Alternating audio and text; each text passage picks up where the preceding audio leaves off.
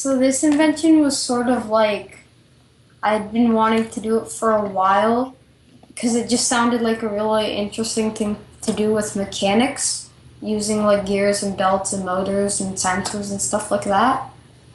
And so I decided to start this in Lego because that was probably what I was most familiar with. So I built a Lego model, you can see right here. And it just basically has these, and I'm gonna take this off. This is like the windshield sort of thing. And so it has this cart, and the cart goes across these. These are a line of gears, and there's gears under here. So it basically just travels like this, and it goes back and forth. So in order to get it to like actually move by itself without me moving it, I had to make a motor. There was a motor right here, and it was attached to this belt. So whenever I turned the program on, the belt spun. So then I put the belt on here, and then so whenever the program started, this thing went across, and then whenever it got to the end, there's a sensor right here, and so this part bumps the sensor, and the sensor tells the motor to go the other way.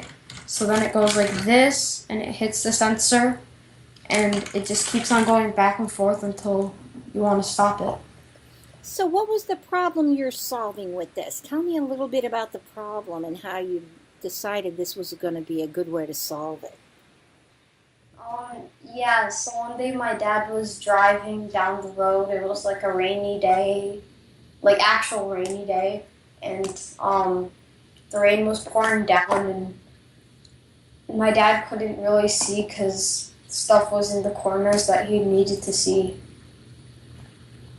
And so did that, what at that moment, what were you thinking? I was just trying to solve the problem, sort of, like trying to fix it. I sort of put it off for a couple years and forgot about it, but then I got reminded of it again, and I just wanted to take it up because it sounded fun. And I just recently done a class on Lego robotics, and so I decided to tie Lego in because I didn't want to use real physical metal. That sounded maybe a little too advanced. Where did you learn how to do all the mechanics? Was that in the robotics class?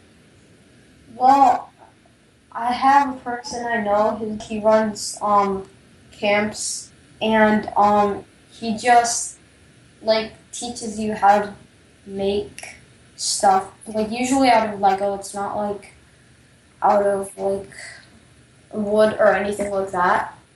But he just like shows you how to make, say, like he has this really cool project called Battle Trackers, I think it was called.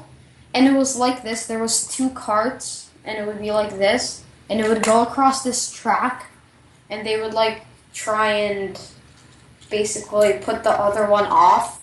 So there would be like ramps on it that would try and make it go up, and then like because this gear spins whenever this moved, sometimes you would attach pieces to this gear, and then whenever it was moving, it would just like spin around and like go forward and down and around like that. And it was just like, and I thought, and I was like, I could totally use this in my thing. And it was an awesome way to tie one of my favorite fun projects from Lego into like my actual invention project.